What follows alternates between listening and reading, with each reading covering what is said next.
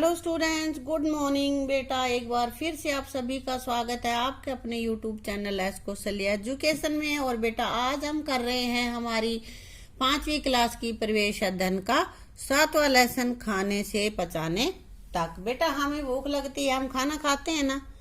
खाना खाने के बाद उससे कैसे हमारे शरीर में एनर्जी मिलती है, हमारे शरीर में पच जाता है, फिर उससे एनर्जी हमें मिलती है। तो यही हम पढ़ते हैं, खाना किस अंग के द्वारा खाया जाता है और कैसे इसको पचाया जाता है। ठीक है, तो सबसे पहले पढ़ लेते हैं कड़वा नीम की टेस्ट किसका कैसा है, ये कर रहे हैं टेस्ट हम। राजू के भाई को नीम की टूटी हुई टहनी मिली। वह टहनी घर ले आया और उसे छोटे छोटे टुकड़े करके दातुन बनाए। नीम मिला था उसको, तो उसने क्या किया, आया और वहां से दातुन काट ली उसमें से। राजू ने एक दातुन को धोकर मुंह में डाला। आथू कड़वा होता है तो ऐसे करते हैं ना। इतनी कड़वी उसने दातुन तुरंत बाहर निकाली और कुल्ला किया। वह जल्दी में रसोई में जाकर चीनी के कुछ दाने चबाने लगा। बेटा वो चीनी क्यों खाने लग गया था? अगर दातुन खट्टी थी तो उसको फेंक देता, फिर चीनी क्यों खाने लगा था? उसने चीनी क्यों खाई बेटा? क्योंकि दातुन से उसका मुंह कड़वा हो गया था ना, तो चीनी से उसको मीठा खाना था, मीठा हो गया मुंह, इसलिए उसने चीनी खाई। अब इसके कुछ क्वेश्चन पूछ लेते बेटा। राजू को कैसे पता लगा कि दातुन कड़वी? उसको कैसे पता चला दातुन कड़वी? जब उसने मुंह में दिया, चबाया, तो उसको पता चला कि दातुन कड़वी है, चबाने पर, है ना। राजू ने चीनी क्यों खाई और फिर उसने चीनी क्यों खाई? राजू ने चीनी क्यों खाई? क्योंकि मुंह की कड़वाहट दूर करनी थी, इसलिए राजू ने चीनी खाई। दातुन करने से उसका मुंह कड़ा हो गया था ना, इसलिए उसने चीनी खाई। नीम के अलावा और किस पेड़ की टहनी की दातुन बनाई जाती है जो कड़वी नहीं होती? किसकी बनाई जाती है?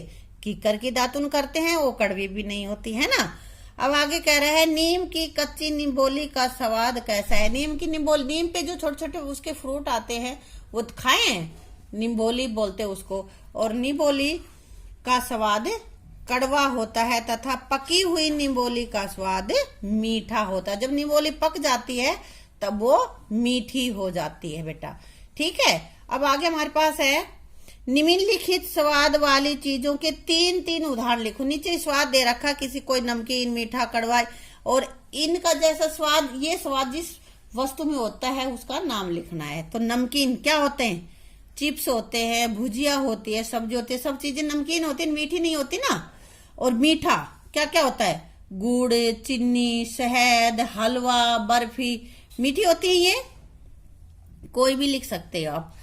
फिर कड़वा, कड़वा कौन सा होता है? करेला, नीम, गिलोय। आजकल गिलोय बहुत पी रहे हैं ना लॉकडाउन में, कोरोना को भगाने के लिए।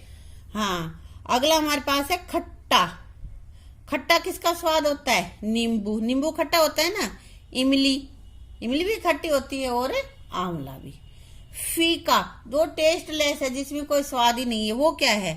पानी, घी और पनीर। इनमें ना नमकीन होते हैं, ना ये मीठे होते हैं, ना कड़े होते हैं, ना खट्टे होते हैं। ठीक है बेटा। आगे बेटा, क्या खाने की किस चीज में एक से अधिक, किसी चीज में एक से ज्यादा स्वाद होते हैं ना। किसमें होते हैं? आम, कच्चे आम को खाओगे तो खट्टा रहेगा, मीठा खाओगे तो, पकने के बाद खाओगे तो मीठा होगा, है ना। आगे है, यदि राजू दातुन नहीं चबाता तो कैसे पता चलता कि दातुन कड़वी है? कैसे पता चल जाता? सूंघ ले तो स्मेल से भी थोड़ा अंदाजा आ जाता है कि कड़वी है कि मीठी है बेटा। प्राय बिना देखे चखे भी हम खाने की चीजों को कैसे पहचान लेते हैं? कई बार हम जैसे घर से बाहर ही होते हैं और बाहर से ही अंदर घुसने वाले ही होते हैं, तभी हमें पता चल जाता है आज मम्मी ने क्या बनाया है। रसोई में जाने से पहले तो कैसे पता चलता है? सूंघ कर। ये कह रहे हैं, सोचो और लिखो। माँ सब्जी और आटे को सूंघ कर कहती खराब हो गया, क्योंकि इसमें क्या हो रहा था? दुर्गंध आ रही थी, उसमें बदबू आ रही थी, इसलिए पता चल गया माँ को कि ये गंदा हो गया, खराब हो गया, अब काम का नहीं है ये। और देखो ऊपर सूंघने लग रही है ये। दूध को सूंघ कर कहा यह खराब हो गया, क्यों? क्योंकि इसमें स्मेल आ रही थी, बदबू आ रही थी यहाँ पे। दूध को सूंघ कर कहा यह खराब हो गया, क्योंकि इसमें बदबू आती है। बदबू आ रही, इसका मतलब ये खराब हो गया, या इसमें बुलबुले से भी हो जाते हैं। चाय को सूंघा और बोली लगता है इसमें इलायची डाली गई है। तो इलायची का कैसे पता चला? क्योंकि उसमें खुशबू आ रही थी, इसलिए पता चल गया कि भाई वो उसमें इलायची डली है। खाने की किसी ऐसी चीज का नाम लिखो जिसे तुमने उसकी खुशबू से पहचाना हो। किसको? कई चीजें हैं जिनको खुशबू से पहचान लेते हैं, जैसे हलवा, है ना। अब नीचे दे रखा है, इनमें से किन चीजों को तुम सूंघ कर पहचान सकते हो। जिन जिन चीजों को सूंघ कर पहचान सकते हो उनपे उनका नाम हमें नीचे लिखना है। सबसे पहले भुना हुआ जीरा, जीरे का पता चल जाता है ना, तो हमने लिख दिया भुना जीरा। हल्दी, हल्दी का तो कुछ विशेष नहीं पता चलता बेटा। आगे अदरक, हाँ अदरक का पता चल जाता है। फटा हुआ दूध, वो तो सूंघने से खूब अच्छे से पता चल जाता है, खट्टा खट्टा से आती है उसे उसमें। दाल, दाल को क्या सूंघोगे।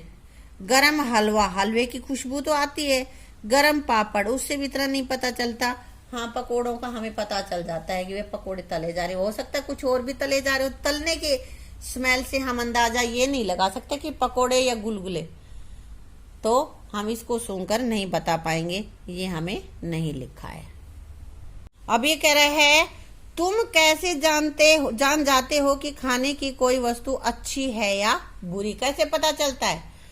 उसकी गंध से, जो उसमें स्मेल आ रही है उससे पता चल जाता है कि टेस्टी है या नहीं है। उसकी स्मेल अच्छी है, इसका मतलब खाना अच्छा बना है, और नहीं है तो खाना अच्छा नहीं बना है।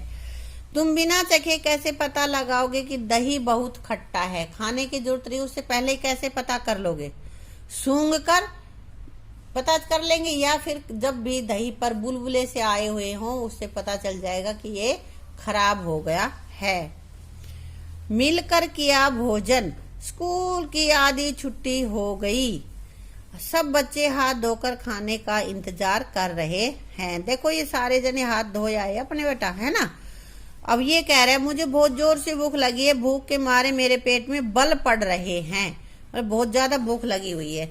अब ये क्या कह रही है, मेरे पेट में अजीब सी आवाज हो रही, कहते ना गुड़गुड़ हो रही है। अगला ये यहाँ पे कह रहा है मुझे तो ऐसे लग रहा है जैसे मेरे पेट में चूहे कूद रहे हैं। मुझे तो भूख लगने पर थकावट महसूस हो रही है, यानी कि भूख लगने पर हमें कैसा कैसा महसूस होता है, ये सारा इन बच्चों ने बताया है।